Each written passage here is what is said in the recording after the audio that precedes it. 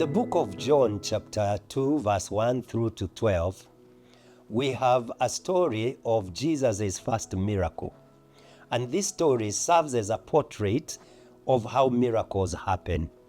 The first thing that we notice is that this first miracle happened because Jesus was invited. If you want to experience God's miracle, you have to have his presence walk with you. Jesus had gone to that wedding, and because of his presence, this miracle was possible. The second thing that we notice is that when the wine had run out, he was told about it. It's important for us to go to God and tell him in prayer our needs, our deficiencies, our limitations. If a miracle is going to happen, it's because we have involved God. We are talking to him, and he will listen to us. But what we find is that Jesus responded by saying that my time has not come. And what he is saying, he does not just do things according to our whims. It is at his time. God operates as a sovereign, and he is not dictated to by any one of us, not even by our circumstances. The lack of something in our lives will not determine whether he will act immediately. But at the right time, he is ever present to meet our need. And then fourthly, we do discover that when he speaks, he expects to be obeyed. Because he told the people that were in that, the servants that were serving in that reception, to fill the pots that 6 of them that were at the entrance to the reception that were empty, and he said, fill them with water. And these servants had also been told by Mary, whatever he says, do. I think that's an important principle. Whatever God says, it may appear like it is not what you would want to do. It may appear like it is foolish, but whatever God says, you need to do it. And so these people filled the pots with water.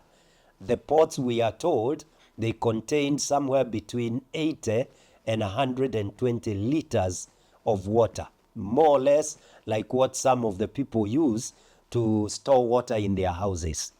And they obeyed, and it's important for us to obey when God speaks. So we invite God, we tell him about our needs, we wait for his time, and then when he speaks, we obey. And they were told to take some of the water and take it to the master of ceremony, who, when he tasted it, it turned out to be the best of the wines that were they had ever tasted. Now, if this was the best wine at that time, according to Google, just to give a comparison, the most expensive wine in the world costs $39,000. If we were to turn that into Kenya shillings and say each dollar is 130, it comes to something like 5.04 million shillings per liter. If we take the pots that were there and take the average, not the 80 the lowest, not the 120 the highest, just take 100, it means there were 600 liters of water that were turned into the best wine of the day.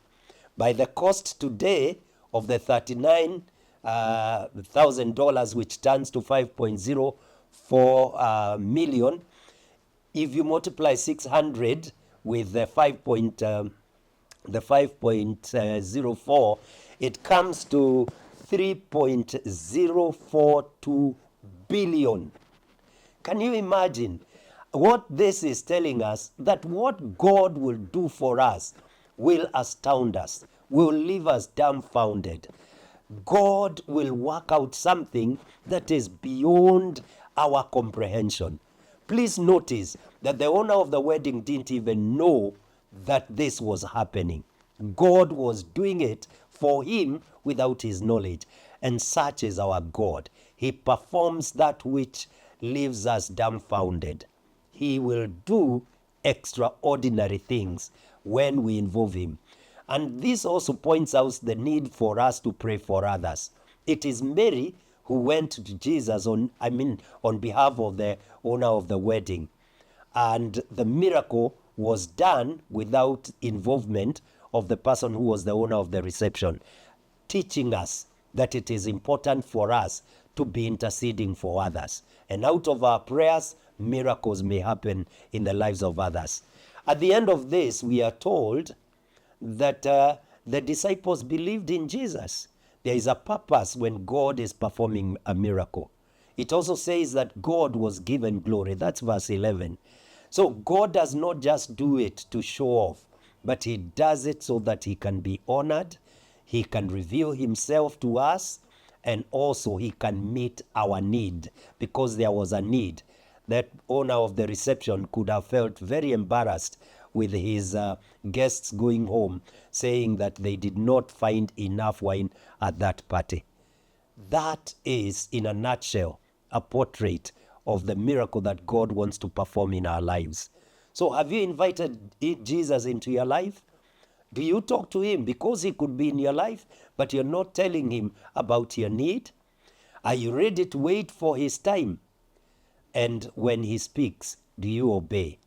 He will surprise you if you do all those things. God bless you. If this is a blessing, share it with others around you so that they can also be blessed like you have been blessed. Thank you. This is Karita Mbagara. I'm the senior pastor at CITAM Valley Road.